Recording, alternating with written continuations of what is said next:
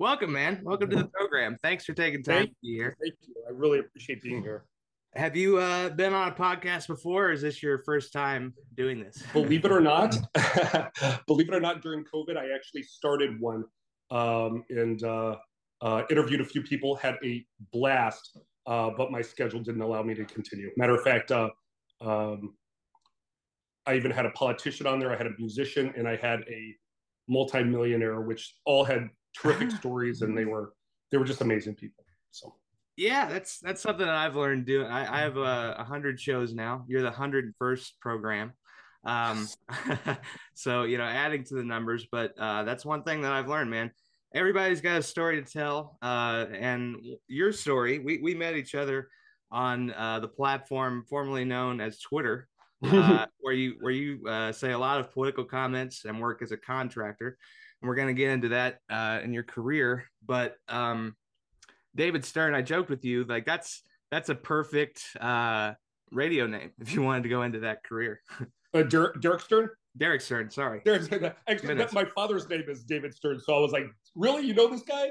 No, yeah, I'm an NBA fan, so the commissioner probably popped in my head. Yeah, the ex-commissioner, right, was. right, So, right. but where did you grow up originally? I'm from Indianapolis, and I would love to know where you grew up. Miami, Florida, yeah, Okay. and then moved to Chicago, Illinois, and then Decatur, Illinois, which, if you've never heard of it, there's a reason for that. Um, and then I moved up to Wisconsin by myself to start some businesses. So Okay. I never got used to Indiana winters. I mean, was moving from Miami to Chicago, that had to be a little bit of a culture shock for you. it's a shock, yeah. Also, Chicago has this wonderful physics going on where the wind is condensed between the buildings, so that's why they call it the Windy City, because all that wind off of Lake Michigan comes in, hits between these buildings and condenses it, and it just blasts you. So you've probably seen those pictures where people are walking like sideways trying to get somewhere. That's real. That's a real thing. So, Right. so yeah, it was definitely a shock, and of course, snow and battling the elements like that is something not for the meek of heart. So, Living in Washington State now, where is Ocean Shores? I imagine it's toward the coast. yeah, it's on a peninsula. I mean, we're a peninsula. It's a very small peninsula. There's um, I think just 6,000 full time residents here.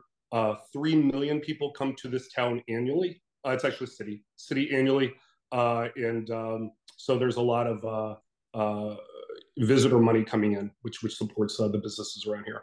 But it's been a great move. I've just really enjoyed it here. So. Yeah. Indiana's pretty flat. Not a ton going on. I mean, we're known for comedians coming out of here because of how uneventful the state can be.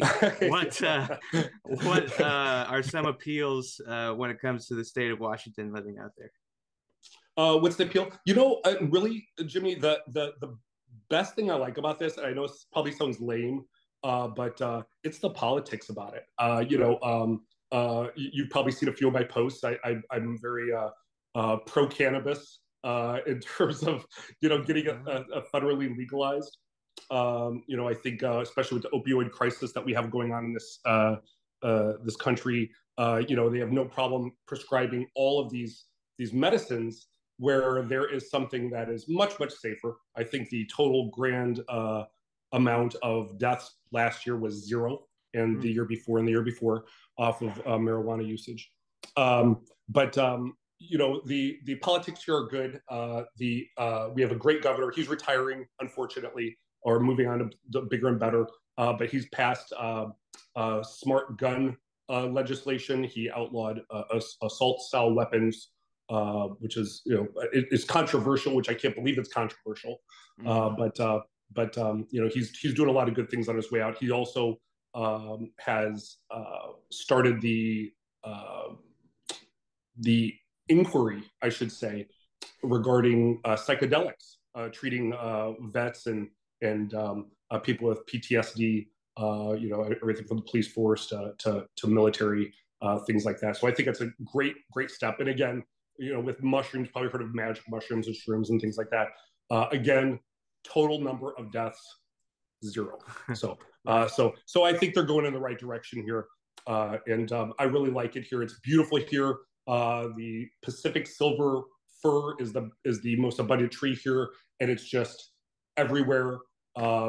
And they're all huge, mature trees. These are huge. They're awe-inspiring. You think you've seen a big tree until you come here, and then all of a sudden you're standing next to one that doesn't even look real. It looks like a movie prop. And my house is being on the peninsula. It's right next to the ocean, so I hear the roar of the ocean all night and all day long, which is fantastic. I'll never get used to it. I really enjoy it. So, have you ever been to Indianapolis before? I have. Driving through or for a specific event? Actually, it was I think I was dating somebody out there. So okay, yeah. A lot of interesting people come out of here. A good time of year to come to Indianapolis would be May for the 500. I don't know if you've been there for the Indianapolis 500, but that is a one of a kind event that you should see at least once. Sure. Yeah, a lot of fun, I'm sure. Yeah. It's it's the Indianapolis 500 is interesting because I hate to pee in the punch bowl here, but we're running out of fossil fuels, I think, and I'm wondering about the longevity of these types of sports that are using gasoline and oils for the main proponent of the sport. I just don't know. I mean, in perspective to our normal traffic in LA or something like that, I'm sure it dwarfs in comparison. But I'm just wondering about the longevity of it. But that's probably another story. So. You're preaching to the choir, man. I've already told you I have cerebral palsy. I was diagnosed with that, and it made it tough to drive. So I use hand controls when I sparingly do. So sure. I'm not a fan of an event that circles around driving. And anybody who's ever been to the 500 will tell you it's like the hottest day of the year, and multiple stadiums can fit inside the speedway. So there's no short distance for the bathroom on any. Oh, I bet. But again, I think it's a really cool sport. People love going fast. I think Jay Leno said it best once is that you put a baby in a dark room and he's gonna cry. You strap him to the hood of a car and go 40 miles an hour. He's gonna be like, wee! Right. People love going fast and the roar of the engines and the excitement of the crowds. No doubt, it's a good time. David Letterman does have a team too. I think he still does. He's still operating that. But does he really? Yeah.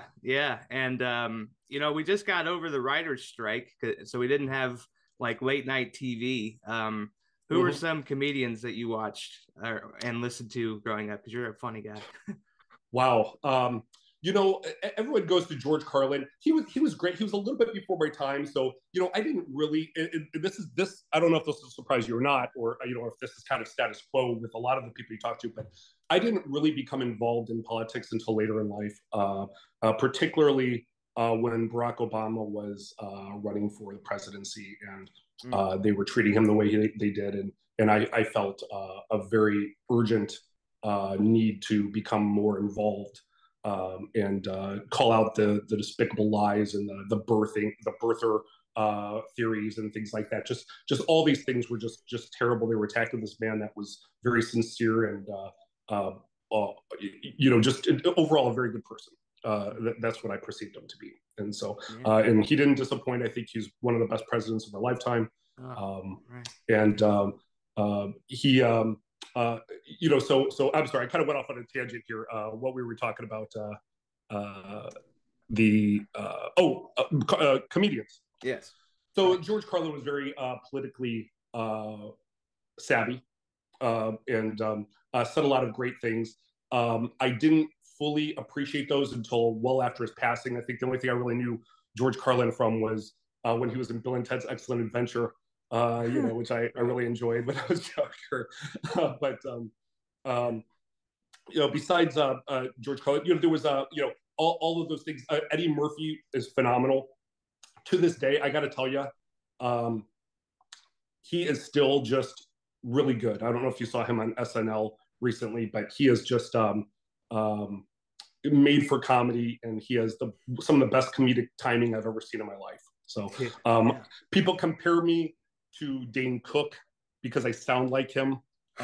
Some people don't like him. Some people like him. That's fine. But apparently my nasal speech patterns seems to remind them of Dane Cook. So Right. but there's been a great. I love comedians. One of my things on my bucket list, Jimmy, is to get up on stage and do a set. That would be absolutely the best time of my life. I guarantee it. But I am a little bit bitten with stage fright, just a little bit. So I just honestly I just don't want to. I don't want to bomb. I don't want to bomb on my go to my first event out. So that's something that's holding me back.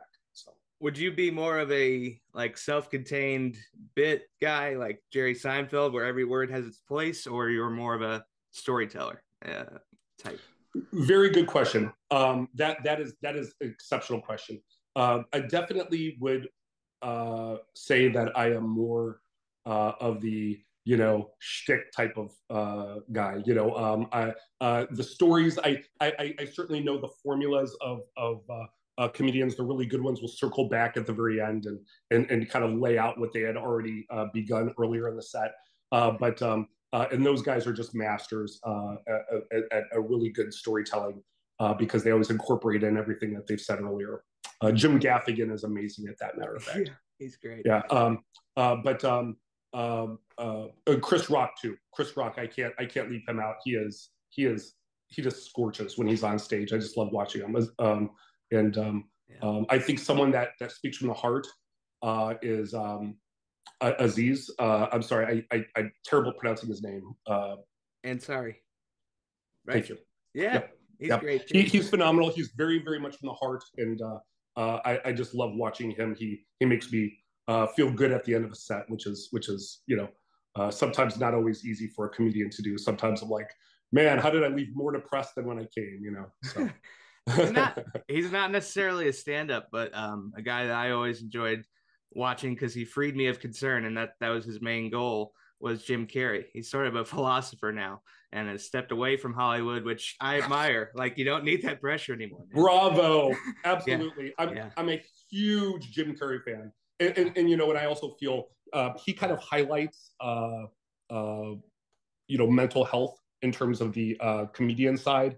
They did an interview with comedians. I'm sure you probably already know this, but I can't remember the exact stats, but they were interviewing comedians, and they were very forthcoming. Most of them are very transparent, and most of them, if not almost all of them, had some sort of anxiety or depression disorder, which I think is really stunning. But at the same time, I can see how that is possible, as I also suffer from depression. The thing that brings me the most joy, Jimmy, is just cracking a joke and making people laugh. Really, that's a band-aid for me. So Jim kind of got me out of a funk because I saw a quote from him and it made a lot of sense to me. That something to the effect that if you aren't eating the right foods, getting sunlight, having exercise, like he firmly believed depression is there and it exists, but isn't there the other side of you have to try to get out of it to give yourself a fighting chance? Absolutely. Yeah. Absolutely. Yeah. Do if you don't mind me asking, is this something that you battle at all? Oh yeah. During the pandemic, the isolation of that. Also, having an underlying condition, even if I'm going to survive COVID, it wasn't something that I wanted.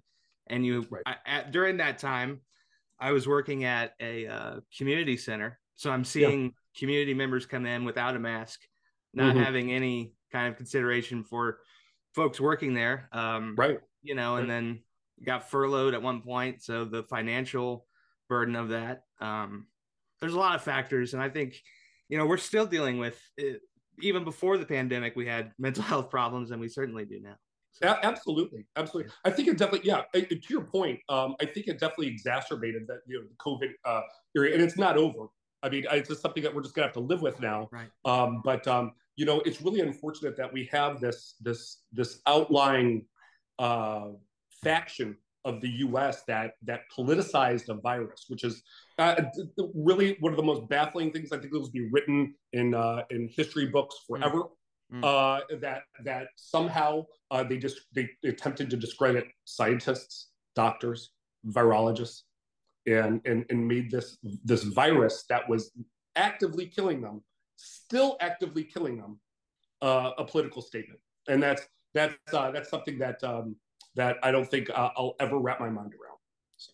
I think the thing that makes me sick about it is that you could say this about journalism too, because there was an honor and a prestige attached to it. Is like there doesn't seem to be any aspiration toward being intelligent. It's about being a disruptor in today's world. Absolutely. Aaron Rodgers being a perfect example. We've already talked about him off the air.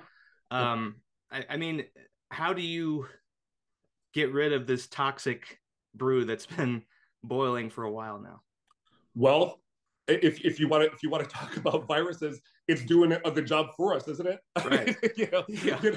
Eliminating. Right. Yeah. Look, the fact of the matter is that this life in general, politics, love life, relationships of any kind, businesses, financial, everything is on a pendulum, Jimmy. It's going to swing all the way to one side before it loses momentum, and it's going to swing all the way to the other. And I think that's something really important for everyone, especially the young people out there, to understand is that as bad as something that you're going through, everything's going to get better. Everything. Think about the worst times of your life, and it got better. And so that's something that is a testament to just having willpower and making sure that that you are okay. Right. Is just to remember that this is not a forever type of situation that you're going through. So when it comes to this type of toxic environment in terms of and you know what, speaking of toxic, I think we could also agree that toxic masculinity seems to be kind of on the rise as well, right? Yeah, right? Man. Big time. Yeah. I'm not sure if anyone or even myself truly understands the definition of that. But there's perfect examples, and there's quasi celebrities out there that kind of encapsulate the definition, we've seen them online and things like that. I think the best thing to do, I think Michelle Obama is a phenomenal person. And she said some things that I truly agree with. And there's certain things that she said that I think she was saying because of her platform, but I don't practice, such as if they go low, we go high type of thing. I think we kind of have to ram them right back where they are sometimes, Right. And I think a lot of these politicians are doing exactly that. I'm seeing them fight back. They're not just shaking their head and biting their lip anymore. They're actively taking the offensive and calling out. I think we've all seen Jasmine Crockett, which is an upcoming star in the Democratic Party, on the House floor when they had the impeachment inquiry. Instead of focusing on all of these false allegations about Joe Biden, she's like, "Hey, tell you what, I have a couple minutes to talk. I'm going to go through all of the indictments and the felony charges of Donald J. Trump." So I think that was really exceptional that she did that. And that's what we need to do, because instead of, and that's something that I learned actually from an attorney that's been in my life, is that instead of absorbing everything that somebody else says, and trying to defend against that, no, I didn't, no, I'm not, blah, blah, blah. Actually, just let's turn the mirror on them.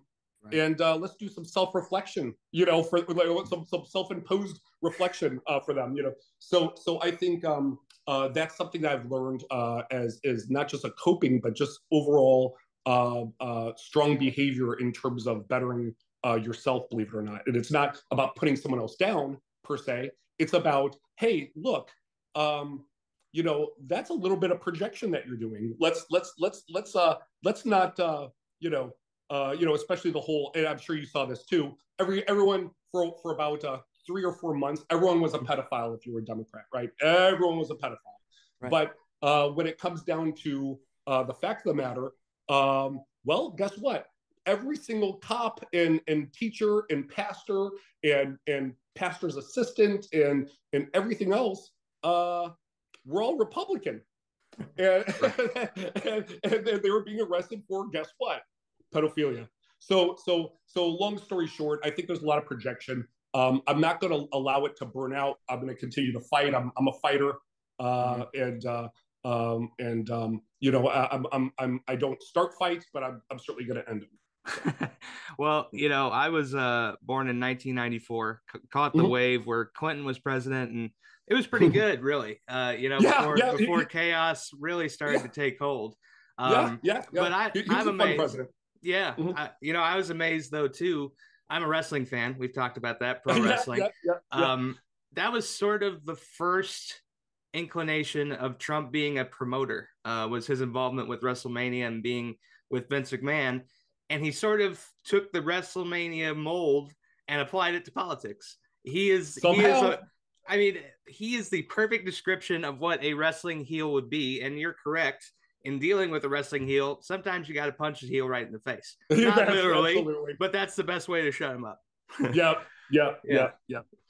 One thing about Trump is that, and I think people should really know this, is that he has been all about self-promotion his whole life. I don't know if you know this, but I was just reading an article about him asking, he wanted to date Madonna, okay? And he called up Madonna's rep, pretending like he was his own rep. And he was like, oh yeah, Donald Trump, he's this great guy, he really wants to date Madonna, he wants to take her out for a drink, blah, blah, blah. He's a great guy, blah, blah. It was him, you know? Right. He's just been a fake phony his entire life. He's a miserable person. He's always had to tell people what he is. He's never been able to show people what he is. And I think that's something that's really disparaging for a lot of us, because we're just watching. It's like I don't know if you've ever seen any of the Michael Myers films where he was the spy. Do you know who I'm talking about? I don't have the reference, but the British spy. He was the British spy. He was oh yeah, baby. Right. Yeah. Okay. Austin Powers. Yeah. Austin Powers. Thank you. Did you ever watch any of those at all? Of course. Always. Okay. Yeah. Do you remember the Zamboni? That slow rolling Zamboni, or the guy was like, no! And he's like, move. And it took like 5 minutes, and he finally ran him over.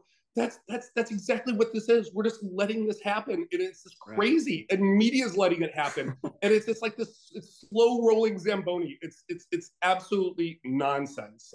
So hopefully we'll have a tough media personality that will actually just say, you know what, Donald, I don't believe a word you're saying. Instead of saying, oh yes, Mr. President. Oh, is that what you think happened? Okay, So anyway, I think that's really going to be our best defense, is to really start calling this out. So.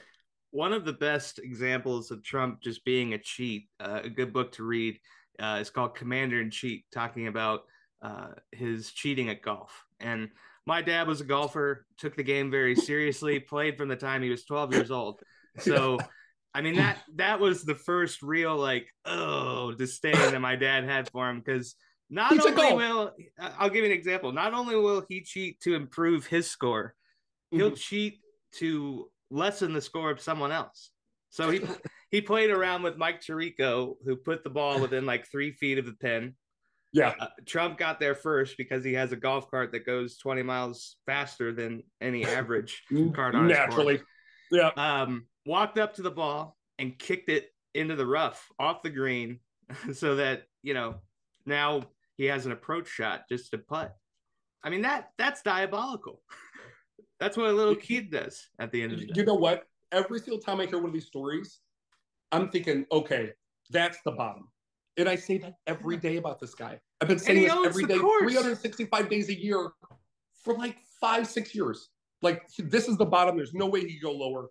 And then boom, he surprises me. So yeah, I guess that's starting to become an issue of mine, is that I have to stop being surprised at one time or another here. So we'll go ahead and document this too. This happened this morning. Breaking news for October 19th, 2023. Sidney Powell committed guilty to 6 counts of election interference. So we're in the Game of Thrones territory where people are going to start turning on one another. That's going to be exciting. It's true. Yeah. I mean, how do you A RICO operation like this one never ends well, never ends pretty. But how do you see this all culminating? That is the question, isn't it? The only way that this could happen, and this isn't just me with wishful thinking. The only way that this happens at this point is Trump's going to have to do time, and which is crazy because any other person would have been denied bail at this point. Especially the fact that, if you look at a Reality Winner, I don't know if you remember who she is. She took one page of Intel report and took it home, and she got 5 years in prison. And, yeah, and as you know, we saw boxes and boxes and boxes and boxes. I think there was, forgive me if I'm off here, 3 million documents that were stamped classified that were in his possession at home. And then he's still walking around eating out of buffets and playing golf, and I think that is really that's really a sad statement on people that have money, and I think that's really going to provide a stepping stone, one of the many stepping stones towards the revolution that I believe will happen. So. Bed Bath and documents.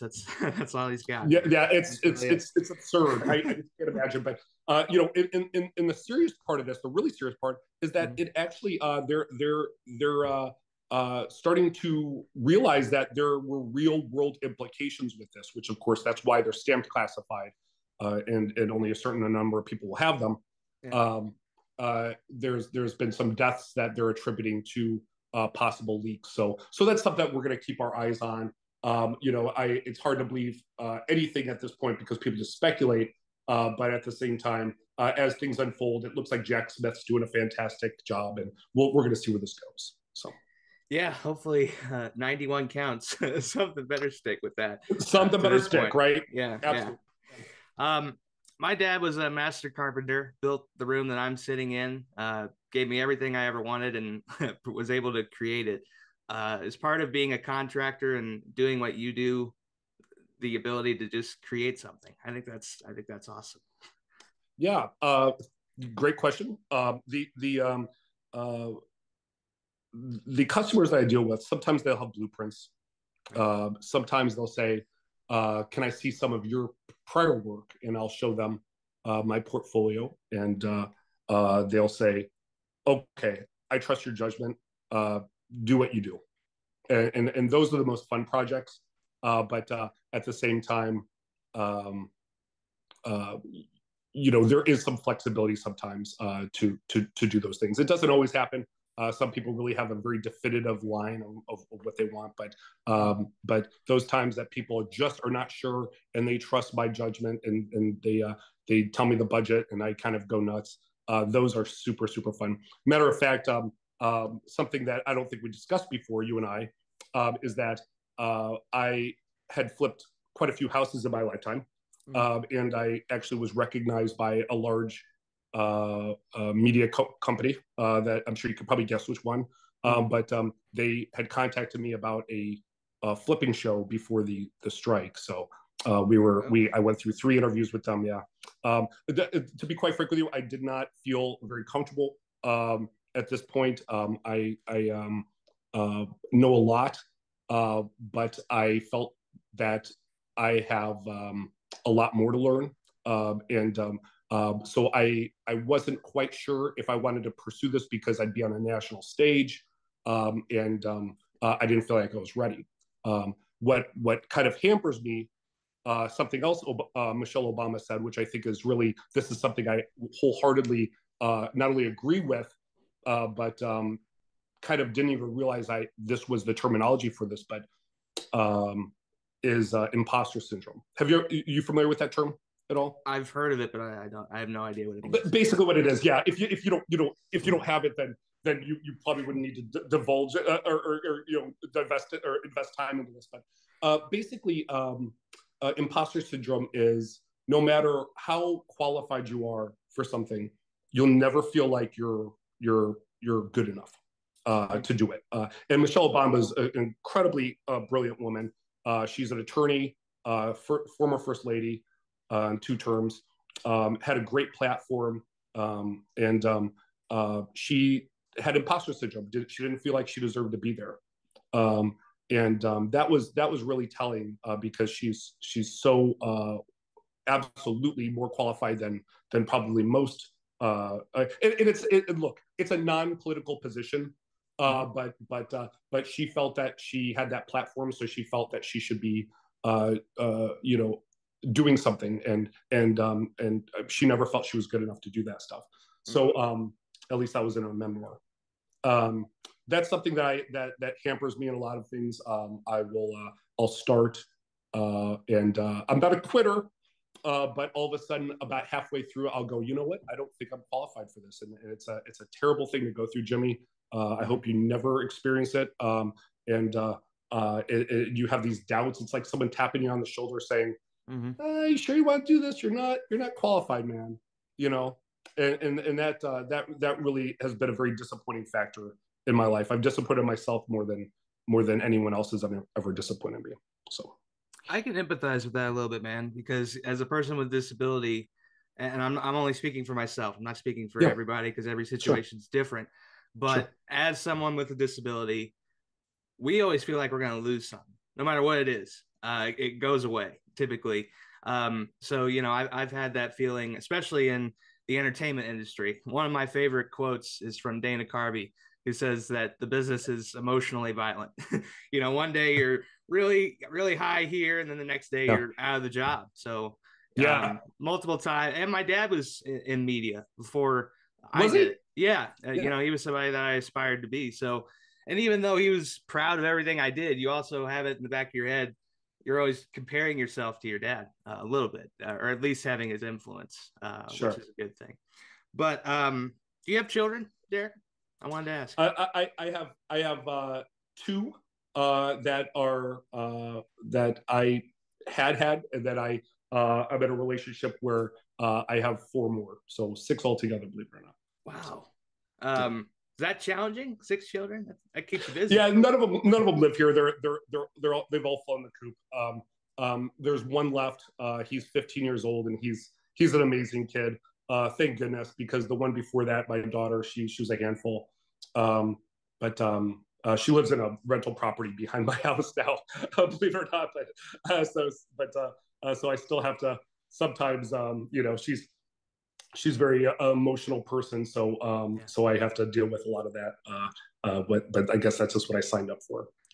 But my son has been amazing. He's very good in school. He's very respectful, and he's a real go getter. So I when he has his mindset on doing something. In fact, he just took some classes over the summer.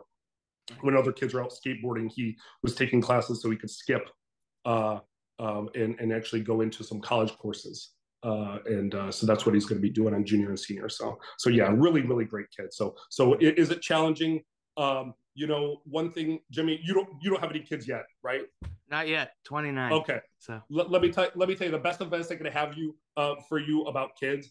Don't have them. yeah, Don't no, have them. they're challenging. They're awful. No, but really, you're gonna worry about these kids for the rest of your life. The rest of your life, like every day, you worry about them. You almost have to compartmentalize them, because all you're going to be doing is thinking about the worst case scenario. I remember this guy that I used to go to the gym with. He'd always cringe, like he'd be walking around cringing. I'm like, you're right. I'd always ask him. He goes, all right, you know what I'm doing when I'm doing that? I'm having like these terrible daymares about something happening to my daughter, and I was like, well, stop doing that. But once I had kids, that's what you do. You like Right. it's like some weird thing that you're like thinking of the worst case scenario. We have a lot of bears around this area. I'm always thinking my kid's gonna get eaten by a bear on the way walking to the bus to school. So it's just it's awful. I don't wish this on anybody. So I always tell people, I'm like, please, if you don't have kids yet, don't have kids. Have a happy life. Yeah, my dad had a joke about having a boy. Is that you only have to worry about one penis, not all of them. Yeah, Bingo. yeah. Yep. So, uh, Absolutely. um, something else that I think with me having cerebral palsy, it's something that all men deal with. I think that men like to fix stuff. They like to fix the scenario, whatever it is. Sure. Um, was there ever a situation where you being a contractor, being able to construct something, solved a problem, and it made you feel good for you or your family? So interestingly, the thing is about uh, this job. I actually started out in multifamily units. I would buy some, and then I also would take care of other people's investment properties. So I was in property management for a long time, decades. And one thing that became abundantly clear is that um, you know a lot of these repairs that I'm doing, uh, about 75% of them were physical repairs. The rest were, you wear a lot of hats, and you're everything from a police officer to a psychiatrist to a marriage counselor to a pet or an animal specialist to you name it. Like we wear a lot of hats when we were doing that stuff. So um, um, it always made me feel good when I would help people. Um, and the thing is that with repairs, it's always nice to repair it because they're always grateful for the most part. They'll walk away like, oh wow, it's working now. This is amazing. Um, and but a lot of the stuff that I really enjoyed doing was just letting an ear to people. They would come in and say they'd be in tears in my office and they'd be like, oh my gosh, I just did with this guy. He became very abusive and blah blah blah. And I would just listen to them and tell them I'm sorry and give them some options on how to break the lease and that wish them well and maybe direct them to somebody that could help outside my office, such as anything from a therapist to the police, depending on the severity of it. So all of that makes me feel good. Now I will say this in terms of the physical aspect, absolutely. What I always do, no matter what, is I will do something extra for the homeowner. So, for instance, there was in this area we have. This is going to be inconceivable after this very very hot summer that everyone had, but very few people have air conditioners out here. It's pretty much stays anywhere between 65 and 75, all for most of the hot season. Um, and But it does get very humid and heavy inside a lot of people's houses. And this came off the top of my head, but there was a person that I was there constructing a wall and putting a new door up, actually building a wall and putting a door in this wall, and they were constantly fanning themselves, and it was just a really still house, and they said, sorry it's so hot in here. They're like, we have that whole house fan, but it's not working. My brother-in-law took it apart, blah blah blah, and couldn't get it back together. So without even telling them, I went ahead and just brought my equipment and repaired it, and rewired it, blah blah blah, and got it working. And and then it just kind of started working. They're like, oh my gosh, our fans working. I was like, yeah, I just took care of it for you. And they were so appreciative. And that they were just like, I think the first thing that the woman said, she goes, oh my God, and that made me feel good. So just stuff like that. I think it's important to, give 110% in terms of your job. That 100% is completing the work, and then maybe just an extra 10% to do something outside of what was agreed upon that that they would. I'm not going to sit there and change the color of a wall for them, and say, oh, I thought red would look better. Right. Just if I see a baseboard hanging off or there's moss growing on the front of their house and I have my power washer in my work van, I go ahead and just power wash their house, or the front of their house at least. And they are just so appreciative. So Yeah. In addition to being a contractor, my dad was also a musician, and I'm wearing a Jimmy for you today, being from Seattle. That's so awesome. Originally, what's some music that you like to listen to, Gary? So, uh, and I've asked this question myself online before, and they said, "Don't tell me everything. Like, I don't want to hear everything." Right. Because everyone says, "Oh, everything." Um, Chances are that same person saying everything isn't thumbing through their playlist all day that has one of every single genre out there. Typically, it'll kind of like stay around the same genre because maybe they're working or something like that. But I can't speak for everybody. It's just what I've seen historically. Yeah. But people can appreciate other genres, right? Like, I was a violinist when I was younger, so classical music is something that I will never not like. But when it comes to every day, just to keep on pace, believe it or not, I'm probably the oldest guy that you'll ever see. I'm 50 years old, and I'll be out there with electronic dance music on, and I'll be like, boom, boom, boom, like we're gonna kind of keeps me going all day. Big into like the Deadmau5 and Tiesto, and my first live DJ that I ever saw was Bad Boy Bill out of Chicago, he was just phenomenal.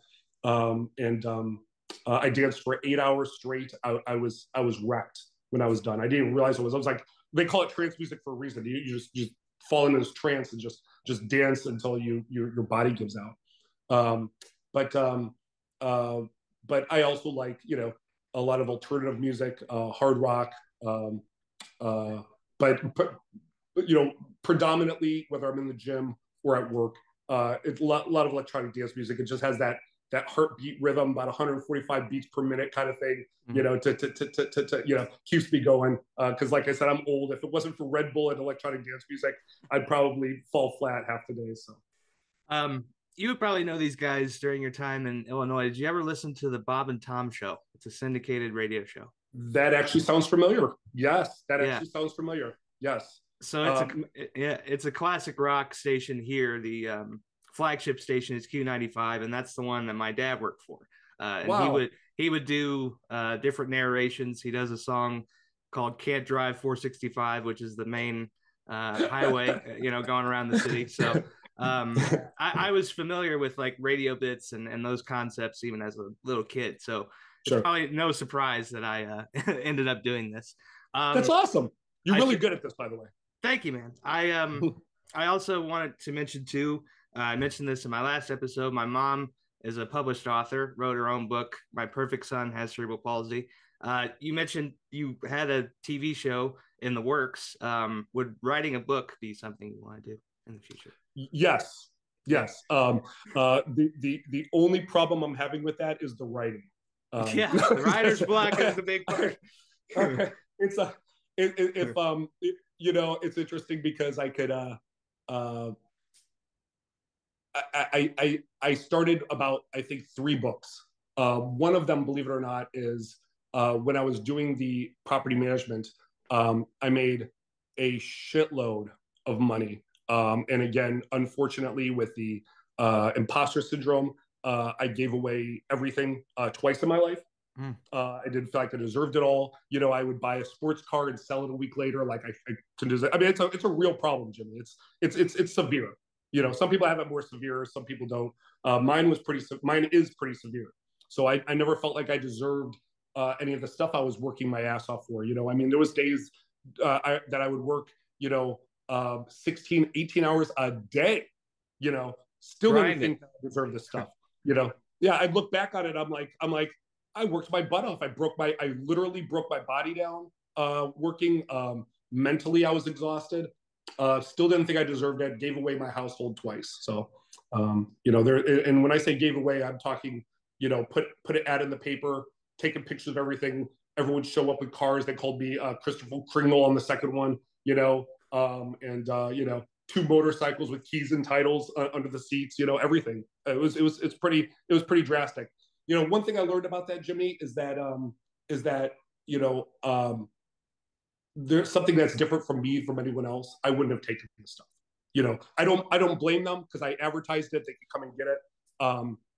But and they thanked me. Everyone thanked me for the most part. Some people were just like, well, do you have this in a different size or a different color? I'm like, well, it's free. So how about a big, fuck off, right? But other than that, a lot of people were appreciative. Some people needed it. Some people didn't. They were the ones that, I kind of felt a little bit different after I gave my stuff away. But it's an issue that I wish I didn't have. And I don't know if there'll ever be a cure to it. But once as I'm nearing, I'm now in the second half of my life, I'm much more careful about what I buy because if I don't need it, I don't buy it. So I'm very very. You probably see in the background, I don't have a lot of stuff on my walls or anything like that. I just don't. I don't. I'm very minimal. So The process is ongoing, but what things help you deal with that situation? um, remembering that I have kids' mouths to feed Sure. is always something that's paramount, or at least one kid now. But that it's not just me anymore, and so that's think outside myself, and quite frankly, just uh, the rest of it, I don't know yet, Jimmy. I don't know. That's But okay. that's Yeah, yeah. that's fine. I the reason I ask is I think that if you spend too much time on social media pages and keep refreshing, you can kind of get stuck there. And there's certainly a lot of fights that go on in the comment section. What are some frustrating parts of being on X now? You know what's interesting? Well, and by the way, I started, I think, September or October. I think it was September of 2020, and I was fighting with everybody. That was my first. It's something that if someone rubbed me wrong, I would just fight with them instead of trying to work it out.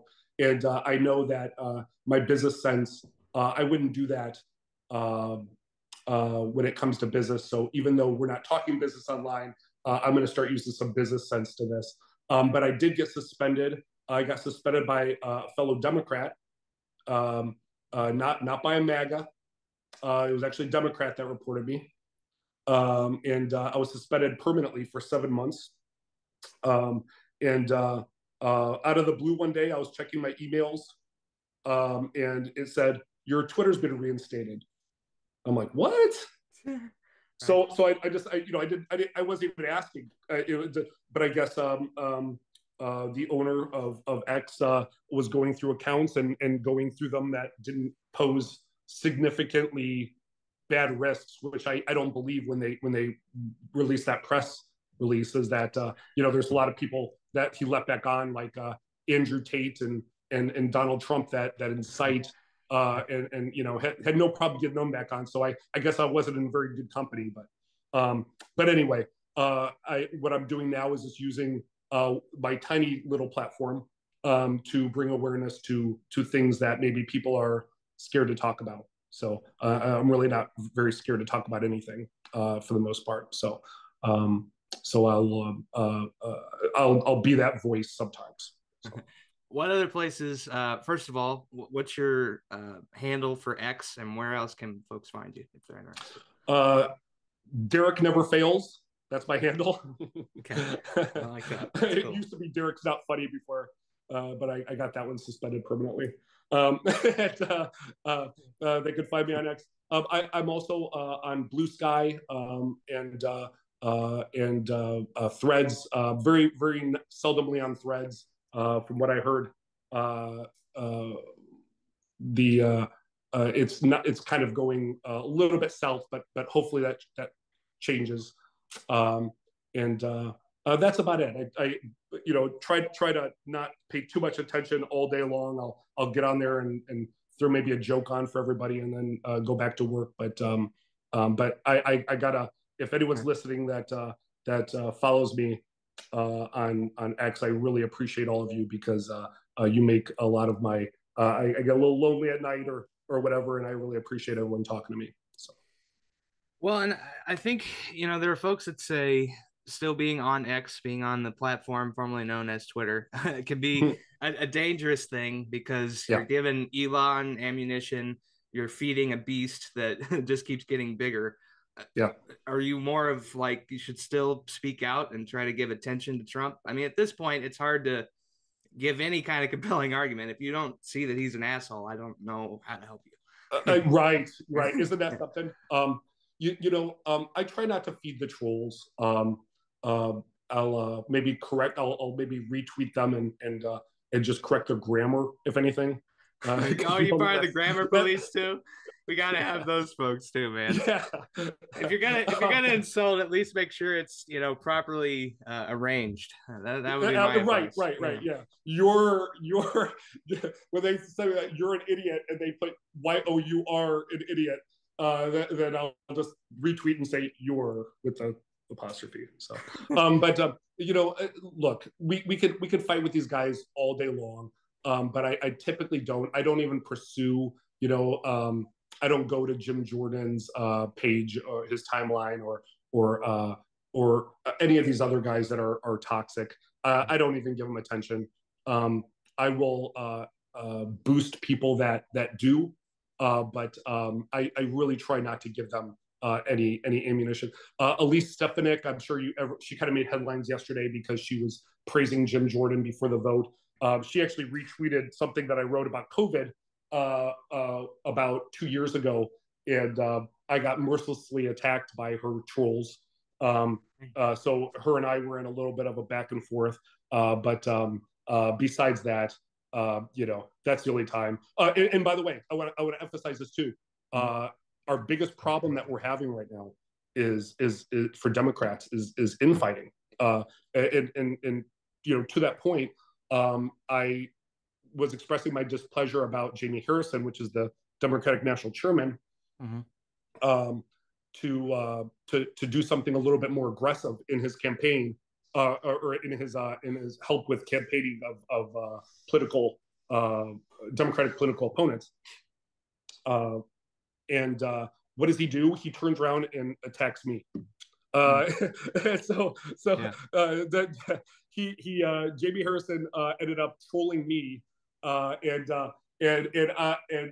said, "Why don't you do something?" So I tweeted him back a picture of me holding a picket sign because I'm very active in the best I can with politics and especially local politics, and I was like, yeah, I really need to get off my ass, right? And I'm holding a sign out on the street, a picture of me, it's just all of this infighting that really needs to stop. We're never going to accomplish anything if we're constantly eating our own, so. Yeah. If we're we're about a year out from 2024. A lot of things hanging in the balance, democracy being on the ballot. If you could talk to Jamie Harrison, the folks that are in charge of the messaging, how should Democrats pivot with about a year to go?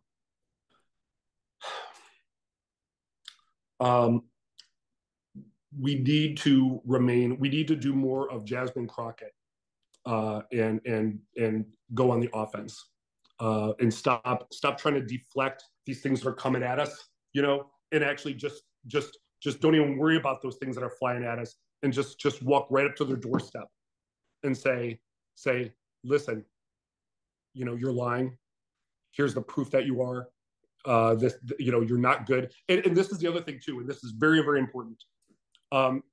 There was a commercial recently about a couple of young people in bed getting pretty frisky with their clothes off, and all of a sudden there's a politician standing there saying, no, can't use that contraceptive.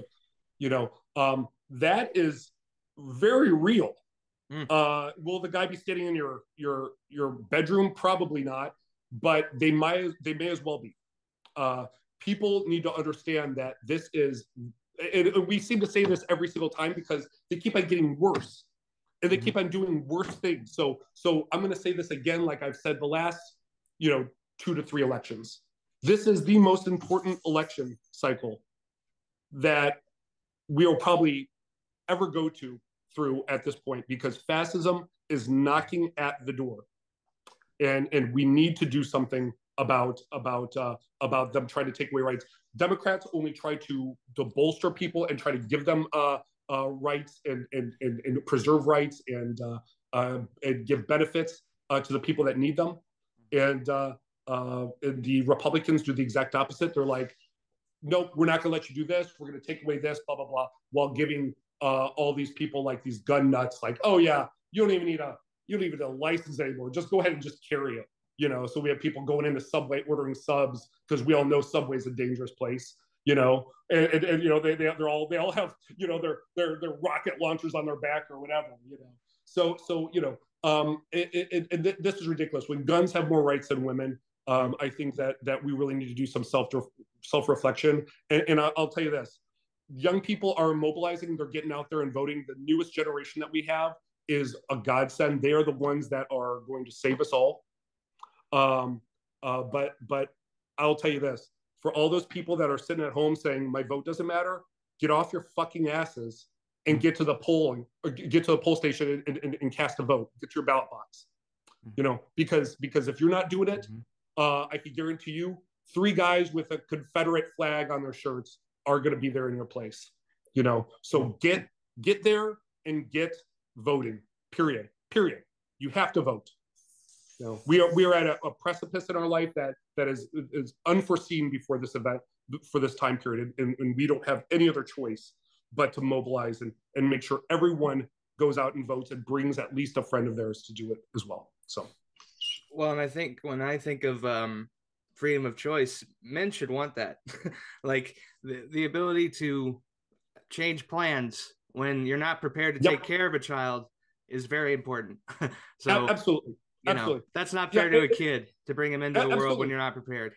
And Jimmy, of all things, and you made a good point, because that's an interesting perspective from the guy, but it's not our fucking bodies. Right. This is crazy. Someone once said if men were able to give birth, there'd be an abortion clinic at every corner. Man, that's accurate. This is insane that they're telling women that these people don't even have a medical license. And they're telling women what they can and can't do with their doctor inside a private facility in their doctor's appointment with them. This has just gone too far. So. Yeah. Mike Pence is about 20 minutes from me, from my suburb, so a lucky guy. And, Indiana's the birthplace of the Klan. So something like The Handmaid's Tale isn't too far off from that. Right. And it all comes down to how we vote in the coming years. That's right. We've already touched on it, man, but, and I hate to emphasize this point, but we'll do it because it's important. How worried are you for the future, looking at 20, 25 years down the line? Believe it or not, this may not sound like what you typically hear, but I'm not that worried. The reason being is that I am seeing that pendulum it pretty much hit the side of fascism, it's starting to creep back that other way. I'm seeing what places like Wisconsin that just elected a Supreme Court justice that is liberal. So she's going to help make some laws there because and I'm from Wisconsin. I live there. That was a very red state. So that, I'm starting to see these things happen. Arizona, was very red when Obama was in office, and that is becoming blue, maybe purple, some people might say, but definitely there's some blue being shown there, especially in the legislature. And so I'm starting to see this that people are just kind of sick and tired. As long as we don't remain complacent, we get out and vote. And I got to tell you, for anyone that's listening that has never voted, it's actually a rush. When you do it, it's cool. It's a rush. It is, right? Yeah. It doesn't feel great. I love it. When I'm done, I feel so empowered, and I feel very, very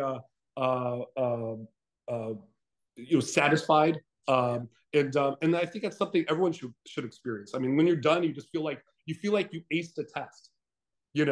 That's kind of the same it's thing. A duty, in my opinion. Like, it's a duty of being a citizen. And I'm glad you brought that up, because my first vote, go back to 2012 when I was a junior going to be a senior in high school, I voted for Barack Obama the first time. So, like, man, I'm going to tell my grandkids, like, that was just a cool historical moment. And, to take part in electing the first African-American president, get to see Hillary run, get to see a clown be president for 4 years, and now have, the first female vice president and the first gentleman as well of the United States. What a time to be alive, Derek. It's a lot of fun. What a time to be alive, my friend. Yeah. Mm-hmm. Let's end it on this. What's the best piece of advice you've received in your life? Best piece of oh wow, the best piece of advice: lower your shoulder and drive as hard as you can. Yeah. And no matter what you do in life, just lower that shoulder and push. You'll do it. Nothing's impossible. And I want everyone that's young or even older to know that they can do it. Awesome. For folks that would want to reach out and connect with you, again, how can we find you? Uh, the best place is Twitter. Matter of fact, in the 6,000 person town, I just found out yesterday that there are two people now that are mutuals of mine that live in this tiny city with me, which is really neat. So it's a great place to connect. And I'm on Instagram too. My daughter, who has 100K plus followers, connects with me there. But other than that, I barely go on there. But really, Twitter's the best place. Let's have some fun, and I would love to interact and follow you. So. All right. Derek, thank you for being here, brother. It's a joy to talk to you and document some stuff. Let's do this again, Jimmy. This was a blast. Yeah. So. All right. Folks, to hear this episode again, you can make your way over to my page at linktree.com/JBK on air. You can also follow me at JBK on air on all social media pages. Also, check out the link in the description to donate to the show. Until next time, have a great day and a better tomorrow.